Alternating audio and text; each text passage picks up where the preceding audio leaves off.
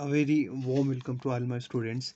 सो आज हम डिस्कस करने जा रहे हैं type second hypersensitivity. Okay, हमने पहले टाइप वन हाइपर सेंसिटिविटी देखा। उसमें हमने देखा कैसे इम्यूनोग्लोबिन ई प्रोड्यूस होता है। फिर वो इम्यूनोग्लोबिन ई कैसे मास्ट सेल्स को एक्टिवेट करता है, बेसोफिल्स को एक्टिवेट करता है ताकि उनका डीग्रेनुलेशन हो जाए और उनके अंदर जो कंटेंट्स है वो रिलीज हो जाए। और वो कंटेंट किस तरीके से रिएक्शन शो करता है वो हमने देखा। तो आज हम बात करेंगे हाइपर सेंसिटिविटी रिएक्शन सेकंड की, इसका मैकेनिज्म और इसके कुछ एग्जाम्पल्स। ओके, सो जो ये टाइप सेकंड हाइपर सेंसिटिविटी है, इसमें क्या होता है, इसमें directly antibody mediated destruction of cell होता है। Okay, it involves antibody mediated destruction of cells. Okay, हमने टाइप फर्स्ट में क्या देखा था कि मास्ट सेल्स डीग्रेनुलेट हो रहे थे, वहाँ से जो कंटेंट्स है वो रिलीज हो रहे थे। फिर जो वो कंटेंट्स है उनका अलग अलग इफेक्ट था। ओके, वो सेल्स को डिस्ट्रॉय नहीं कर रहे थे। जिस सेल से एंटीबॉडीज प्रोड्यूस हो रहे थे या जिस सेल पे एंटीबॉडी अटैच थे, ठीक है, तो वो डिस्ट्रॉय नहीं हो रहा था बल्कि वो डीग्रेनुलेट हो रहा था। और उसमें से क्या रिलीज हो रहा था, that is the different substances जैसे कि हिस्टामीन है एंड सेरोटोनिन है और प्रोस्टाग्लैंडिन है। ओके, बट यहाँ पे क्या होता है, यहाँ पे जहाँ पे एंटीजन है वही एंटीजन जाके जिस सेल पे जेल सेल के साथ बाइंड होगा उसी सेल को वो डिस्ट्रॉय कर देते हैं by with the help of antibody. Okay, so इस टाइप के हाइपर सेंसिटिविटी को हम क्या बोलते हैं, टाइप सेकंड हाइपर सेंसिटिविटी भी बोलते हैं और इसको हम साइटोटॉक्सिक रिएक्शन भी बोलते हैं। साइटोटॉक्सिक रिएक्शन क्योंकि इसमें साइटोटॉक्सिक सेल्स एक्टिवेट होते हैं और साइटोटॉक्सिक सेल्स कुछ एंजाइम्स रिलीज करते हैं जो सामने वाले सेल्स को क्या करते हैं, डिस्ट्रॉय कर देता है। ये जहाँ पे एंटीजन या इपिटोप हमारा प्रेजेंट होगा उसको वो डिस्ट्रॉय कर देता है। ओके, उनका सेल लिसिस करा देता है। Okay, so in this type of hypersensitivity, this type of hypersensitivity reaction, specific antibody, that is immunoglobulin G or immunoglobulin M, bound to cell surface antigen and destroy the cell. Okay, तो इस type के hyper sensitivity में क्या होता है, जो specific antibodies हैं जैसे कि मेनली इम्यूनोग्लोबिन जी और इम्यूनोग्लोबिन एम, वो उन सेल सरफेस पे बाइंड होगा जहाँ पे एंटीजन प्रेजेंट है और उस सेल को डिस्ट्रॉय कर देगा। फॉर एग्जांपल ये देखो, ये हमारा एंटीजन है, यहाँ पे जाके बाइंड होगा एंटीबॉडी। एंटीबॉडी बाइंड होने के बाद वो एंटीबॉडी क्या करता है, उन सेल्स को अट्रैक्ट करके लेके आएगा। जैसे कि न्यूट्रोफिल, यहाँ पे हम एग्जांपल लेंगे तो न्यूट्रोफिल क्या होता है, इस सेल की तरफ अट्रैक्ट हो जाता है और वो, या साइटोटॉक्सिक सेल, कोई भी साइटोटॉक्सिक सेल है, इस सेल इस एंटीबॉडी की तरफ अट्रैक्ट हो जाता है और यहाँ से वो क्या करता है, अम, जो लिटिक एंजाइम्स हैं, लिटिक एंजाइम्स को सिक्रीट करता है। फिर वो लिटिक एंजाइम क्या करता है, इस सेल को डिस्ट्रॉय कर देता है या इस सेल का लिसिस करा देता है। ओके, सो यही हम यहाँ पे लिख रहे हैं कि इम्यूनोग्लोबिन या immunoglobin bound to the cell surface antigen and destroy the cell. Okay, जैसे कि अगर वो सेल कोई माइक्रो ऑर्गेनिज्म होगा, micro organism, killing of cell is beneficial to host. However, in type 2 hypersensitivity, the cells are own RBC। ठीक है, तो normally अगर कोई माइक्रो ऑर्गेनिज्म होगा तो जो हमारा साइटोटॉक्सिक सेल है उस होस्ट सेल को या उस माइक्रो ऑर्गेनिज्म को डिस्ट्रॉय कर देगा, जिस जो हमारे लिए क्या है, बेनिफिशियल है। ठीक है, क्योंकि बाहर जो कोई माइक्रो ऑर्गेनिज्म आ रहा है, बैक्टीरिया आ रहा है या कोई एंडोपेरासाइड आ रहा है, तो अगर हमारा साइटोटॉक्सिक सेल उसको किल कर देगा तो दैट इज़ बेनिफिशियल। बट जो टाइप थर्ड हाइपर सेंसिटिविटी है उसमें मेनली जो सेल है जिसको डिस्ट्रॉय करता है हमारा immune cells, so that is our own RBC. ठीक है, तो हमारे ऑन आरबीसीज को वो डिस्ट्रॉय कर देते हैं। तो जो ये डिस्ट्रक्शन है सेल्स का वो 3 तरीकों से होता है, 3 तरीकों से हो सकता है। ओके, तो जो एक है, पहला है that is complement mediated, complement mediated cell lysis. दूसरा है antibody dependent dependent cell mediated cytotoxicity, जिसको हम ADCCC बोलते हैं। ठीक है, एंटीबॉडी डिपेंडेंट साइटोटॉक्सिसिटी। और उसके बाद है थर्ड, ऑप्सोनाइजेशन। ऑप्सोनाइजेशन, तो इन 3 तरीकों में से या इन 3 मैकेनिज्म में से कोई भी एक मैकेनिज्म के थ्रू जो सेल्स है उनका डिस्ट्रक्शन होता है या उनका लिसिस होता है। कंप्लीमेंट मीडिएटेड सेल लिसिस भी हो सकता है, जहाँ पे हमारा कंप्लीमेंट सिस्टम एक्टिवेट होगा और कंप्लीमेंट सिस्टम एक्टिवेट होने के बाद वो उस सेल को डिस्ट्रॉय कर देगा बाय अट्रैक्टिंग द न्यूट्रोफिल्स। या एंटीबॉडी डिपेंडेंट, जहाँ पे क्या होगा, एंटीबॉडी जाके एंटीजन के साथ बाइंड हो जाएगा और वो एंटीबॉडी अट्रैक्ट करके लेके आएगा दूसरे साइटोटॉक्सिक सेल्स को। या ऑप्सोनाइजेशन में, इसमें जो कम्प्लीमेंट सिस्टम है वो एक्टिवेट होगा, एक्टिवेट होने के बाद ये जो कम्प्लीमेंट है वो उस सेल्स को जिसके ऊपर एंटीजन प्रेजेंट है उसको फेगोसाइट्स फेगोसिटिक सेल्स के पास लेके जाएगा और फेगोसिटिक सेल्स उन माइक्रो ऑर्गेनिज्म को फेगोसाइट कर लेगा या उनको खा लेगा bye the process of endocytosis. ठीक है, या फेगोसाइटोसिस। तो उस तरीके को हम क्या बोलते हैं, उसको हम बोलते हैं ऑप्सोनाइजेशन। ओके, जहाँ पे सेल का फेगोसाइटोसिस हो जाता है उसको हम बोलते हैं ऑप्सोनाइजेशन। तो इन 3 तरीकों में से किसी भी एक तरीकों को यूज़ करके, इस्तेमाल करके, जो हमारा एंटीबॉडी से या हमारा इम्यून सिस्टम है वो सेल्स को रिएक्ट करते हैं। ओके, या सेल्स को डिस्ट्रॉय कर देते हैं। तो हम एक एक करके डिस्कस करेंगे जो ये 3 पाथवेज थे। ठीक है, तो पहला है कंप्लीमेंट मीडिएटेड सेल लिसिस, जो फर्स्ट है हमारा complement mediated lysis of cell. तो इसमें क्या होता है, जो कंप्लीमेंट सिस्टम है वो एक्टिवेट हो जाता है। तो सबसे पहले आपको पता है जो कंप्लीमेंट सिस्टम है it is in inactive form, inactive form in our blood. ठीक है, तो ब्लड में वो क्या रहता है, मेनली इनएक्टिव फॉर्म में प्रेजेंट रहते हैं। ओके, तो ये जो कंप्लीमेंट सिस्टम है इसमें आपको पता है कुछ लिटिक एंजाइम्स प्रेजेंट रहते हैं। लिटिक एंजाइम्स, जो हमने कंप्लीमेंट सिस्टम जब पढ़ा था तो हमने देखा था डिफरेंट एंजाइम्स थे, जैसे कि C1 से लेके C9 तक।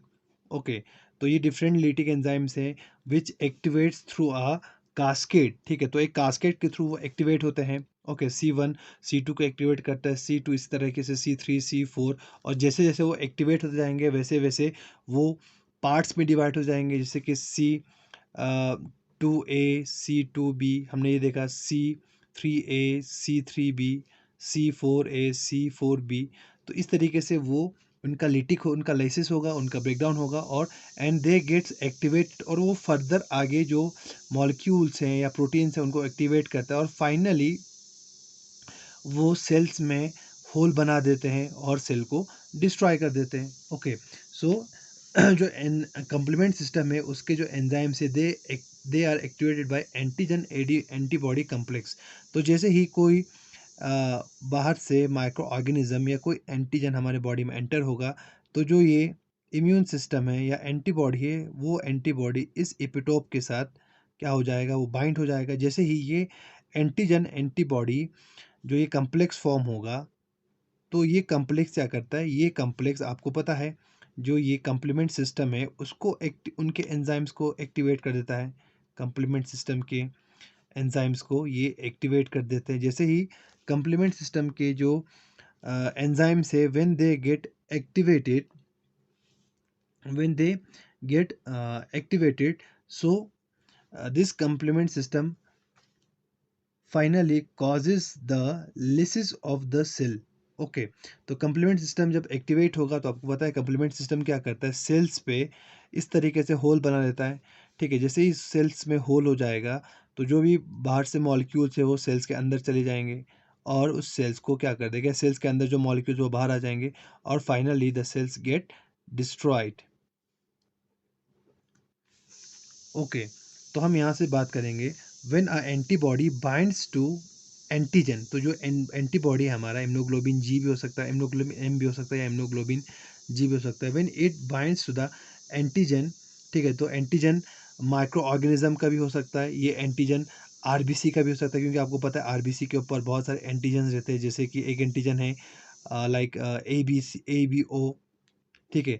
अगर ए ब्लड ग्रुप होगा तो उसके ऊपर ए एंटीजन होता है, अगर बी ब्लड ग्रुप होगा तो उसके ऊपर बी एंटीजन होता है, अगर ओ ब्लड ग्रुप होगा तो उसके ऊपर कोई भी एंटीजन नहीं होता है। और अगर ए ब्लड ग्रुप होगा तो ए ब्लड ग्रुप के पास कौन सा एंटीबॉडी रहता है, that is the B antibody रहता है।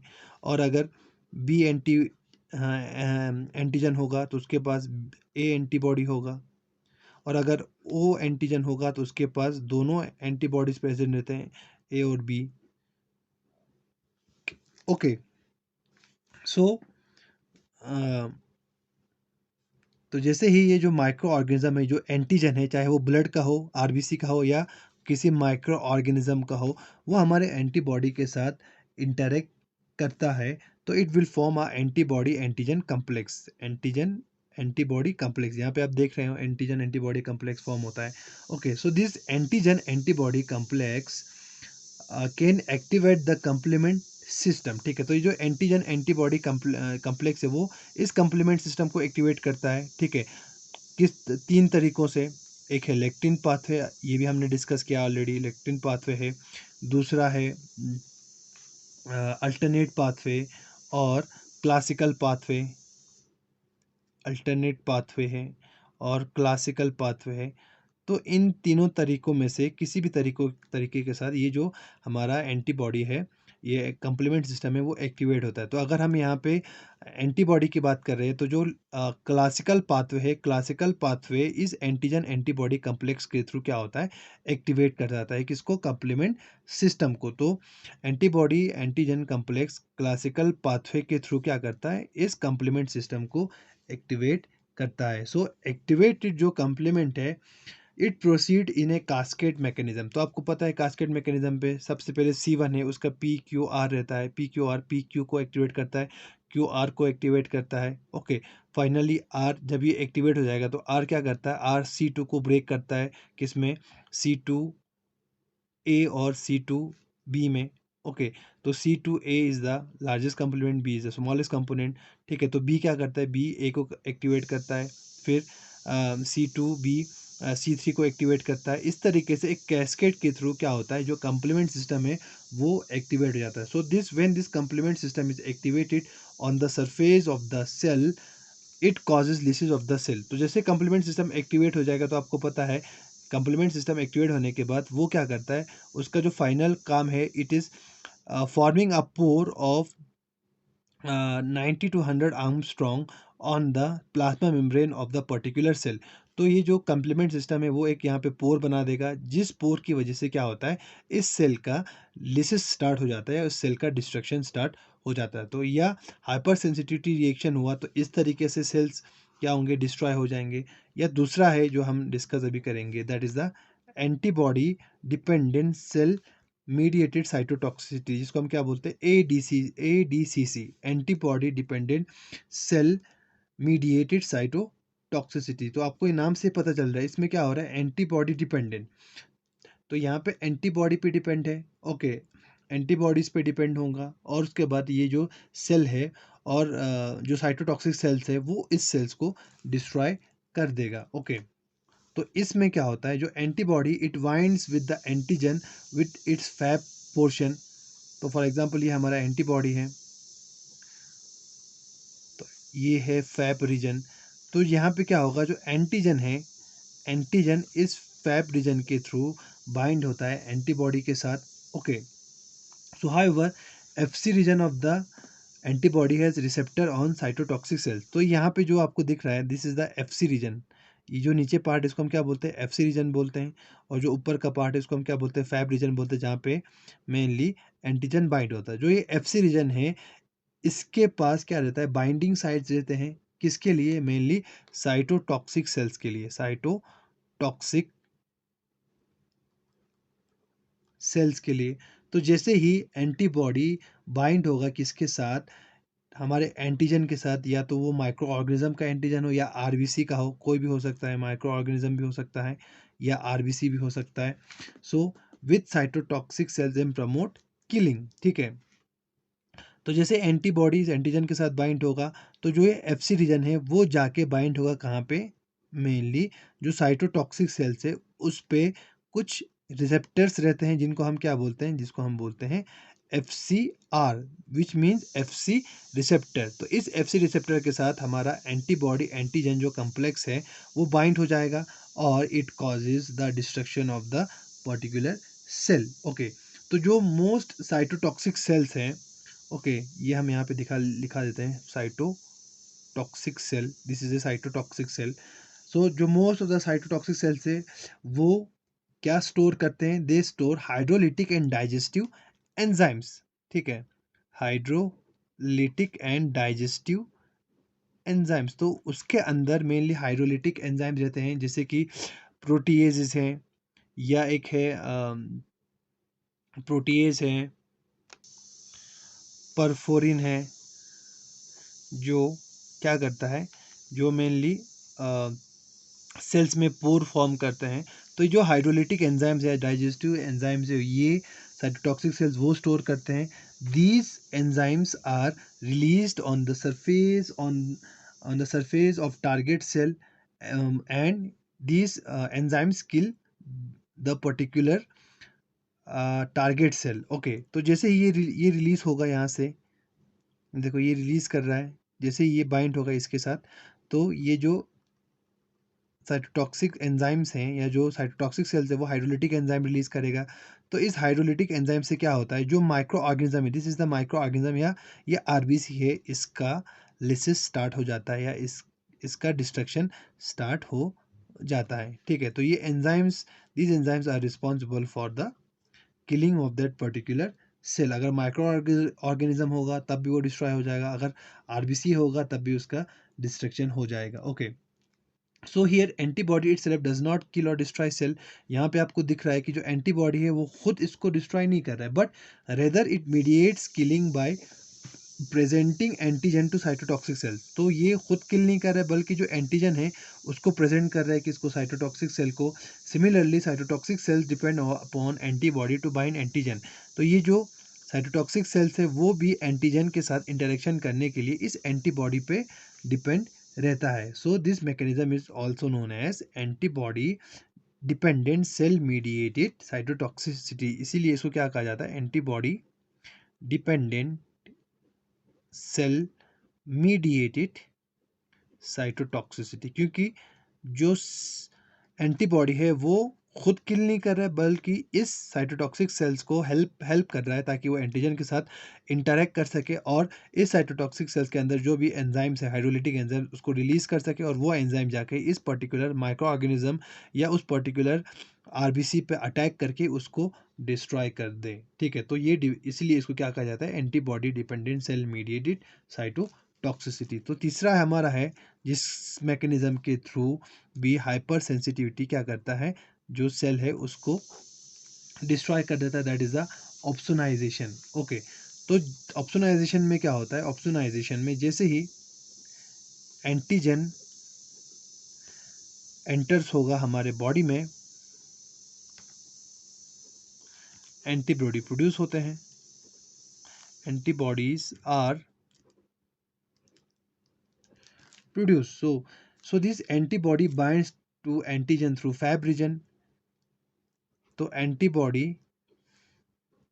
अपने फैब रीजन के थ्रू क्या होता है, एंटीजन के साथ बाइंड होता है, binds through Fab region with antigen. Okay, so FC region of antibody remain free. जो ये एफसी रीजन है, it remains free, it remains free, और यहाँ पे हमारा एंटीजन बाइंड हो गया है। ओके, देन जो फेगोसिटिक सेल्स है जैसे कि न्यूट्रोफिल है, मैक्रोफेजेस हैं या मोनोसाइट्स हैं, they have receptor that can bind to FC region. तो कुछ सेल्स है जैसे कि न्यूट्रोफिल है, these are the phagocytic cells, या मैक्रोफेजेस हैं, अगर टिश्यू में होगा तो मैक्रोफेज, अगर ब्लड में होगा तो मोनोसाइट।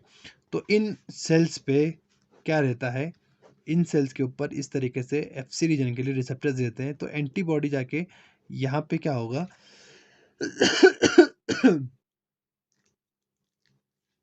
सॉरी, यहाँ पे क्या होता है, वो बाइंड हो जाता है। ये this is our micro organism. Okay, जैसे यहाँ पे बाइंड होगा इस एफसी रिसेप्टर के साथ, एफसी रिसेप्टर है, ये एंटीबॉडी है। Okay, so it causes this phagocytic cell to phagocyte the particular micro organism. Okay, तो ये क्या करता है, ये इस पर्टिकुलर माइक्रो ऑर्गेनिज्म को फेगोसाइट कर लेता है। Okay, so this is the micro organism, micro organism या आरबीसी भी हम बोल सकते हैं। तो इस माइक्रो ऑर्गेनिज्म को ये इनगल्फ कर देता है by the process of phagocytosis, phagocytosis. So in this case antibody molecule direct cross link antigen या माइक्रो ऑर्गेनिज्म या भी आरबीसी होगा या कोई भी टारगेट सेल होगा with the phagocytic cell that is neutrophil, macrophage or monocyte.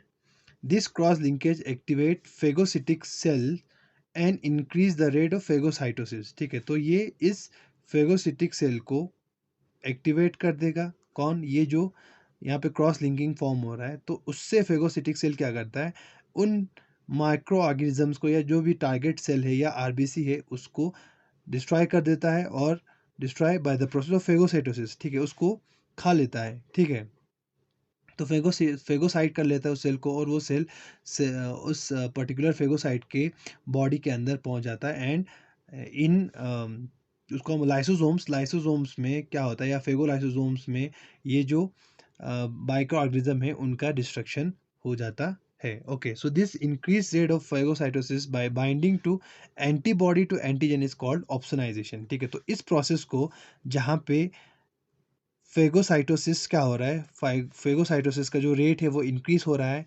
ठीक है, कैसे, जब हमारा एंटीबॉडी एंटीजन के साथ बाइंड हो रहा है और उस पर्टिकुलर माइक्रो ऑर्गेनिज्म का फेगोसाइटोसिस करा रहा है, तो इस प्रोसेस को हम क्या बोलते हैं, ऑप्सोनाइजेशन। क्या बोलते हैं, ऑप्सोनाइजेशन उसको कहते हैं। ठीक है, तो इस तरीके से जो हाइपर सेंसिटिविटी रिएक्शंस हैं वो रिएक्ट करता है पर्टिकुलर एंटीजेंस को, और उनको डिस्ट्रॉय कर देता है by these three, one of the three mechanism. तो इसमें से कोई भी मैकेनिज्म वो यूज़ कर सकता है सेल के डिस्ट्रक्शन के लिए। अगर हम एग्जांपल देंगे टाइप सेकंड हाइपर सेंसिटिविटी की, तो उसका एक एग्जांपल है, टाइप टू हाइपर सेंसिटिविटी का एक एग्जांपल है blood transfusion reaction, blood transfusion reaction. ठीक है, तो सबको पता है A B O blood transfusion reaction होता है। ठीक है, जिसमें ए ब्लड ग्रुप आपको पता है, बी ब्लड ग्रुप क्या होता है, ओ ब्लड ग्रुप क्या होता है। Okay, so A B O blood transfusion reaction is an example of type two hyper sensitivity reaction. Okay, तो जो हमारा आरबीसी है, it contains mainly two major antigen that is A and B, these are the major antigens. ठीक है, तो अगर हम ए blood group और अगर हम बी ब्लड ग्रुप की बात करेंगे, ये ए ब्लड ग्रुप है, ये बी ब्लड ग्रुप है, तो इनके ऊपर क्या रहते हैं, इस तरीके से एंटीजेंस प्रेजेंट रहते हैं। ओके, ए ब्लड ग्रुप के ऊपर ए एंटीजन और बी ब्लड ग्रुप के ऊपर बी एंटीजन रहता है। ओके, तो ये जो ए और बी एंटीजन है, these are the major antigen. इसके साथ साथ कुछ माइनर एंटीजेंस भी रहते हैं which are present on the surface of RBC. तो ये जो ए और बी एंटीजन है, they are also present on the surface of RBC. ठीक है, जो प्लाज्मा मेम्ब्रेन है वहाँ पे प्रेजेंट होगा, या मेम्ब्रेन के ऊपर प्रेजेंट होगा क्या, ये जो ए एंटीजन और बी एंटीजन। तो इसके साथ साथ कुछ माइनर एंटीजेंस भी रहते हैं, जैसे कि आर एच फैक्टर है, ठीक है, केल है एंड डफी। इस तरीके से बहुत सारे और एंटीजेंस भी प्रेजेंट होते हैं कहाँ पे, आरबीसी के प्लाज्मा मेम्ब्रेन के ऊपर। बट इनको क्या कहा जाता है, minor antigen. These are the minor antigen. The major antigen है that is the A and B. So antibodies to A B O antigen are called isohemagglutinin. ठीक है, तो इन एंटीजेंस के लिए ए बी और ए ब्लड ग्रुप के antibodies को हम क्या बोलते हैं, उसके एंटीबॉडीज को antibodies for A B O blood groups are called isohemagglutinin. क्या बोलते हैं, आइसोहीमाग्लूटिनिन। ठीक है, आइसोहीमाग्लूटिन उनको कहा जाता है मेनली जो ए एंटीजन और बी एंटीजन के लिए जो एंटीबॉडीज है, एंड आर यूजुअली, और मेनली वो किस क्लास के एंटीबॉडी हैं, these they are usually antibodies of class IgM. तो मेनली वो आईजीएम जो इम्यूनोग्लोबिन एम है उस क्लास से वो बिलोंग करते हैं, where as antibody to other minor antigen are of IgG class. ठीक है, तो ए बी के लिए जो एंटीबॉडी प्रोड्यूस होता है वो आईजीएम क्लास से बिलोंग करता है, और जो आरएच जो दूसरे माइनर एंटीजन है उनके लिए जो एंटीबॉडी प्रोड्यूस होते हैं they belong to immunoglobin G class. ठीक है, ये इस क्लास से बिलोंग करते हैं। ओके, तो ये जो A B O blood transfusion में क्या होता है, आप सबको पता है, when an individual with blood group A recognize B antigen like epitope as foreign and produce isohemagglutinin. Okay, तो अगर ये एक पर्सन है जिसमें क्या प्रेजेंट है, he have A blood group, उसके पास ए ब्लड ग्रुप है, and when he is transfused with a person which have B blood group, B blood group. तो अगर इसका ब्लड इसमें अगर ट्रांसफ्यूज किया गया या उसको डोनेट किया गया, तो क्या होता है, इस बी ए ब्लड ग्रुप में क्या रहता है, बी एंटीबॉडीज रहते हैं। क्या रहते हैं, बी एंटीबॉडीज है, जिसको हम क्या बोलते हैं, बी हीमेटोग्लूटिन। ठीक है, आइसोहीमेग्लूटिन इसमें प्रेजेंट रहता है, और इसमें ए एंटीबॉडीज रहते हैं। तो जैसे ही बी ब्लड ग्रुप, हम यहाँ पे दिखा देंगे बी ब्लड ग्रुप, और इसमें ए ब्लड ग्रुप है, तो इसके पास कौन सा एंटीजन है, ए ब्लड ग्रुप के पास ए एंटीजन है, ये आप अच्छे से देख लेना। और इसके पास कौन सा एंटीजन है, इट हैज़ बी एंटीजन।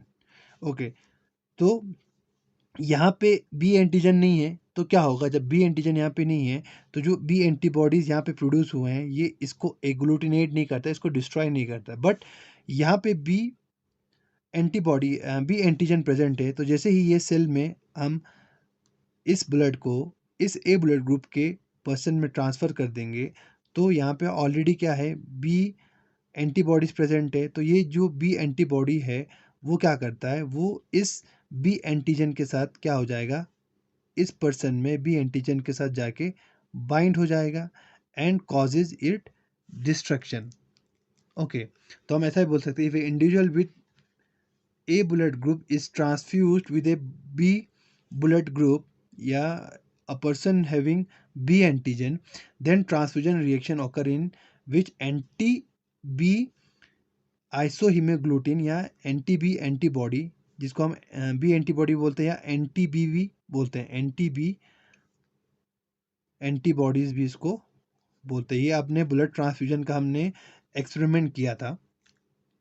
तो जो एंटीबॉडी भी यहाँ पे प्रेजेंट होगा, तो ये क्या करता है, it binds with the B antigen present on the B blood group and mediate destruction of the transfused RBC by complement activation. तो ये जो बी एंटीबॉडी है वो जाके इस ए बुलेट ग्रुप पर्सन में उस बी बुलेट के साथ बी एंटीजन के साथ बाइंड होगा और कंप्लीमेंट सिस्टम को एक्टिवेट कर देगा और मेनली इस बी आरबीसी को जिसको हमने इस पर्सन से इसमें ट्रांसफ़र किया था इसका डिस्ट्रक्शन स्टार्ट हो जाएगा या इसका डिस्ट्रक्शन वो कर देगा. Okay, so synthesis of RBC occurs in intravascular space. Free haemoglobin appears in urine. तो जो ये डिस्ट्रक्शन है मेनली आरबीसीज का ये कहाँ पे होता है? इंट्रावेस्कुलर स्पेस में होता है. इंट्रावेस्कुलर स्पेस में होता है. ठीक है, जिसकी वजह से जो फ्री हीमोग्लोबिन है, क्योंकि आपको पता है आरबीसी किससे बना है? हीमोग्लोबिन से बना है. ठीक है, तो हीमोग्लोबिन प्रोटीन से बना है. तो जो ये फ्री हीमोग्लोबिन है जो सेल डिस्ट्रॉय हो जाएगा और उसमें जो हीमोग्लोबिन प्रेजेंट है इट अपीयर्स इन यूरिन. तो यूरिन में वो दिखने लग जाएगा. ठीक है, डिस्ट्रक्शन होगा कहाँ पे? इंट्रावेस्कुलर स्पेस में. एंड उसके बाद डिस्ट्रक्शन होने के बाद जो फ्री हीमोग्लोबिन है वो यूरिन में पास होगा एंड यूरिन का जो कलर है वो रेडिश हो जाएगा. ओके, देन इसके साथ साथ जो हीमोग्लोबिन है उसका कन्वर्शन भी किस में होता है? हीमोग्लोबिन का कन्वर्शन होता है किसमें? That is bilirubin. Bilirubin which is highly toxic.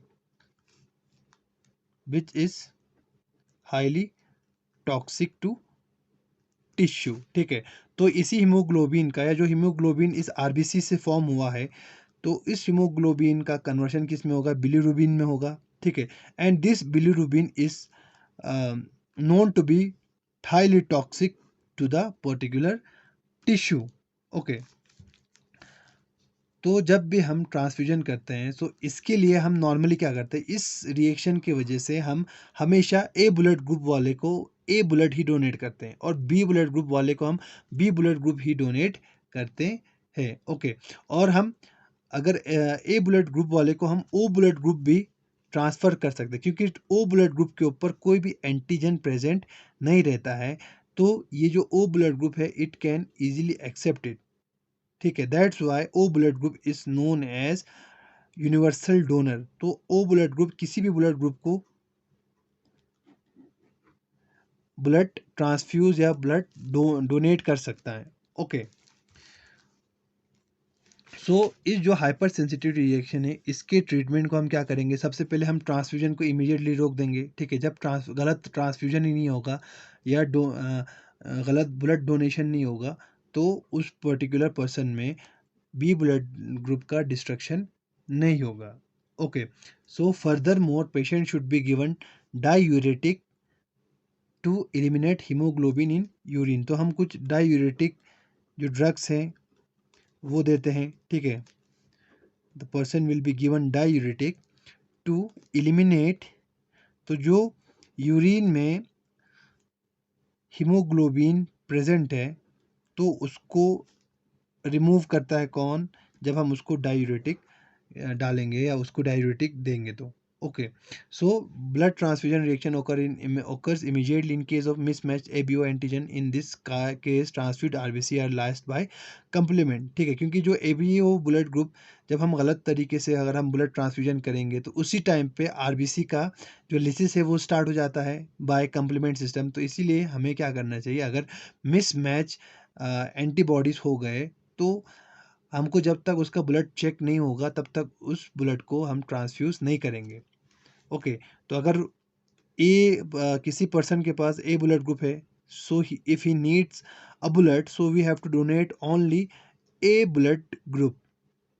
Okay, blood from A blood group person. Okay, we should not donate the blood from the B blood group person. Okay, तो हमको उसी time पे उसको रोक देना चाहिए. Okay, in case of minor antigen, ठीक है, जैसे कि R H mismatch delayed reaction occur and in this case ट्रांसफ्यूड RBC are lysed by opsonization. ठीक है, तो ये हो गया क्योंकि ये मेजर वो था एंटीजन था. अगर हम माइनर एंटीजन की बात करेंगे, ठीक है, माइनर एंटीजन की बात करेंगे तो यहाँ पे क्या होगा? डिलेड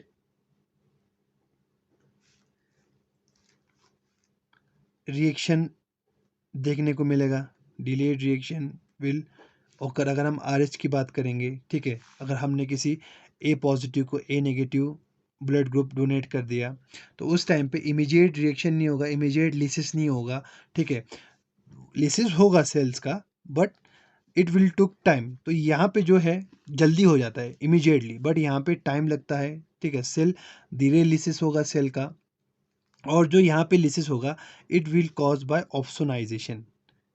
किससे होगा? Opsonization. The phagocytic cells will phagocyte this A positive cell, ठीक है, ए पॉजिटिव सेल को क्या करेगा वो, ए नेगेटिव सेल्स को क्या कर देंगे, इसके अगेंस्ट एंटीबॉडी प्रोड्यूस होगा।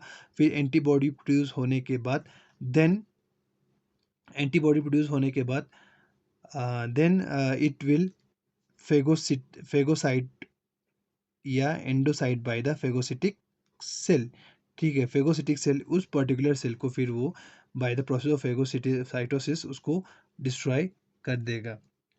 ओके, और यहाँ पे इम्यूनोग्लोबिन एम प्रोड्यूस होता है, और यहाँ पे इम्यूनोग्लोबिन जी जो क्लास है वो प्रोड्यूस होगा किसमें? माइनर एंटीजन के केस में। ओके, तो ये एक एग्जांपल था किसका? It was an example of type second hyper sensitivity reaction. और दूसरा और एक एग्जांपल है, बहुत ही फेमस एग्जांपल है, दैट इज द इराइथ्रोब्लास्टोसिस फिटालिस, ठीक है, जहाँ पे जो बच्चा है उसका आरबीसी डिस्ट्रॉय हो जाता है if the mother is a RH negative. Okay, अगर मदर आरएच नेगेटिव होगा तो उसमें इस टाइप का जो ये हाइपर सेंसिटिविटी रिएक्शन है वो देखने को मिलता है। अगर आपको क्वेश्चन आया कि इरेथ्रोब्लास्टोसिस फिटालिस किस टाइप का हाइपर सेंसिटिविटी रिएक्शन है, तो आप सिंपली बता सकते हो कि it's a type second hyper sensitivity. या अगर आपको कहा गया कि ब्लड ट्रांसफ्यूजन जो रिएक्शन है वो किस टाइप का हाइपर सेंसिटिविटी रिएक्शन है, तो आप सिंपली बोल सकते हो it is type second hyper sensitivity reaction. तो अगर हम इराइथ्रोब्लास्टोसिस फिटालिस की बात करेंगे तो आपको पता है यहाँ पे क्या होता है, haemolytic disease of newborn develops या इसको हम दूसरा नाम भी दे सकते हैं, haemolytic disease of newborn भी इसको कहा जाता है। So this haemolytic disease of newborn develops, कब डेवलप्स होता है? When maternal immunoglobulin G antibodies specific for fetal blood group crosses placenta and destroy fetal RBC। तो जब इम्यूनोग्लोबिन जी पेरेंट का, मेनली जो मैटरनल है उसका इम्यूनोग्लोबिन जी जब प्लेसेंटा को क्रॉस करके बच्चे के बॉडी में जाके फिर बच्चे के आरबीसी को डिस्ट्रॉय करता है, तो उस टाइम पे ये हिमोलिटिक डिजीज क्या होता है, बच्चे में देखने को मिलता है। Okay, so the consequence of such transfer of antibody can be minor, serious और लीथल टू फिटस, ठीक है। तो ये जो कंसिक्वेंस है ऐसे रिएक्शन का, तो वो उस फिटस के लिए माइनर भी हो सकता है कुछ केस में, कभी कभार वो सीरियस भी साबित हो सकता है या लीथल भी साबित हो सकता है। किसके लिए? Not for the parent but for the foetus. Foetus के लिए ये क्या रहता है, मेनली सीरियस या लीथल भी हो सकता है, या कभी कभार वो माइनर भी हो सकता है। ओके, तो ये हर बच्चों में डेवलप नहीं होता, ये किसी किसी केस में होता है जब जो मदर है it is a RS negative mother, ठीक है, जब मदर के ऊपर जो ये फैक्टर है रिसस फैक्टर वो प्रेजेंट नहीं होता है उसके ब्लड पे, तब ये जो केस है वो डेवलप हो सकता है, ठीक है। तो इसमें क्या होता है, अगर हम बात करेंगे तो अगर ये मदर है, ओके, तो वी ऑल नो दैट ये अगर मदर आर एच नेगेटिव है, ओके, तो अगर मदर आर एच नेगेटिव होगा, सो शी हैव, या तो अगर हम बी नेगेटिव की बात करेंगे, ठीक है, उसके ब्लड ग्रुप के ऊपर जो ये एंटीजन है आर एच एंटीजन वो प्रेजेंट नहीं होगा, no R H antigen. Okay, और अगर उसका बच्चा क्या होगा, R H positive, that is अगर उसका बच्चा बी पॉजिटिव होगा, ओके, ज़रूरी नहीं कि बी पॉजिटिव हो, ए पॉजिटिव भी हो सकता है, वो डिपेंड करता है कि पेरेंट कौन सा है और फादर, उसका फादर का क्या है, ठीक है। तो वो आर एच पॉजिटिव भी हो सकता है, ठीक है, मीन्स मेनली बी पॉजिटिव, ए पॉजिटिव या ओ पॉजिटिव कुछ भी हो सकता है, वो डिपेंड करता है उसका फादर क्या है। ओके, तो अगर वो बच्चा आर एच पॉजिटिव होगा तो जो फर्स्ट बच्चा है दैट विल बी नॉर्मल, वो क्या होगा, नॉर्मल होगा। और we know that the blood will exchange from the mother to the placenta, ठीक है, through the placenta through the foetus, ठीक है। तो मदर से जो ब्लड है वो प्लेसेंटा में एंटर हो जाएगा। ओके, एंटर होने के बाद उस प्लेसेंटा में उस बच्चे को क्या करता है, मतलब जो भी न्यूट्रिशन है वो प्रोवाइड करता है। Then during the delivery, delivery के टाइम पे क्या होता है, डिलीवरी के टाइम पे जो बच्चे का आर एच पॉजिटिव जो ब्लड है या बी पॉजिटिव ब्लड है, it will enter in the mother's body, ठीक है, वो मदर्स के बॉडी में चला जाएगा during the time of delivery, ठीक है। तो मदर्स के बॉडी में जाने के बाद क्या होता है, दैट पर्टिकुलर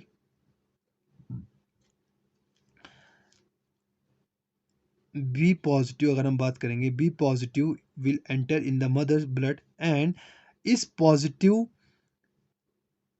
एंटीजन के लिए, इस पॉजिटिव एंटीजन के लिए इस मदर में क्या होता है, एंटीबॉडीज प्रोड्यूस होते हैं, क्योंकि पहले इस मदर के पास उसके अगेंस्ट एंटीबॉडीज प्रोड्यूस नहीं थे, ठीक है। तो जैसे ही पॉजिटिव यहाँ पे चला जाएगा तो उसके अगेंस्ट एंटीबॉडी प्रोड्यूस होंगे।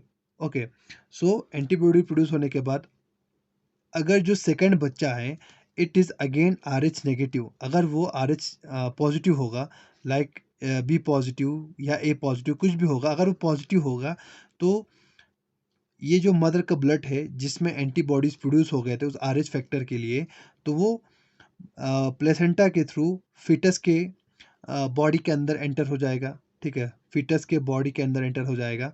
एंटर होने के बाद वो जो एंटीबॉडी है वो आर एच पॉजिटिव या आर एच फैक्टर के साथ इंटरेक्ट करके उस पर्टिकुलर सेल का लिसिस करना स्टार्ट कर देगा, इसका डिस्ट्रक्शन करना स्टार्ट कर देगा। ओके,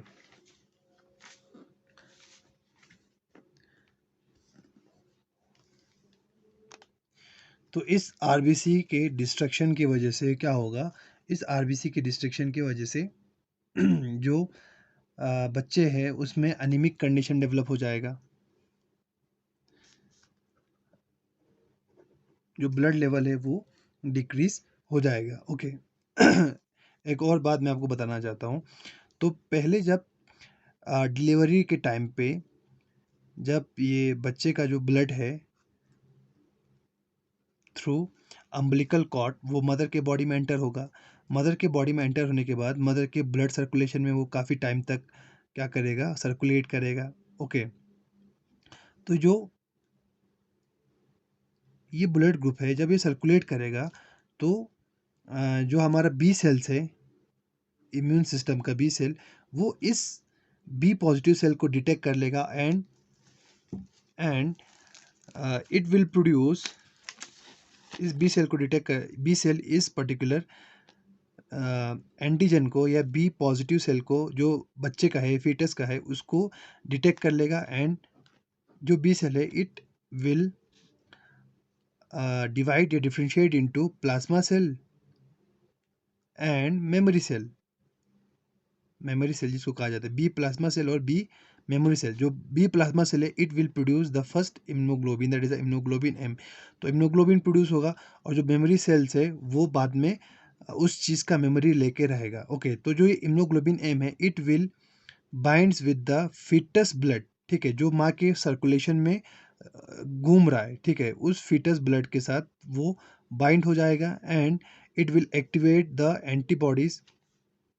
फॉर एग्जांपल ये है हमारा इम्यूनोग्लोबिन है, ये इसके साथ बाइंड हो गया फीटस के ब्लड के साथ and it causes the lysis, ठीक है, आरबीसी को माँ के सर्कुलेशन में से, माँ के ब्लड सर्कुलेशन में से इसको पूरा ख़त्म कर देगा, इसका डिस्ट्रक्शन कर देगा। बट बीटा में जो बी मेमोरी सेल्स है वो यहाँ पे रहेगा, ताकि जब अगर सेकंड टाइम जो प्रेगनेंसी है अगर वो आर एच पॉजिटिव होगा, ठीक है, आर एच पॉजिटिव होगा तो माँ के बॉडी में से जो बी सेल्स है it will enters into the foetus body, ठीक है, फिटस के बॉडी में एंटर होगा और ये जो बी मेमोरी सेल्स है it will produce another immunoglobulin that is the immunoglobulin G. पहले plasma cell immunoglobulin M produce करता है, बट जब सेकंड प्रेगनेंसी होगी अगर वो बच्चा भी RH पॉजिटिव होगा तो जो मदर का बी मेमोरी सेल्स है it will produce immunoglobulin G and this immunoglobulin G will binds to the foetus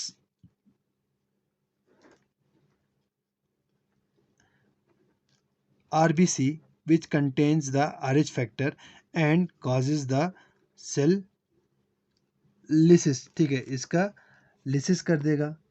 okay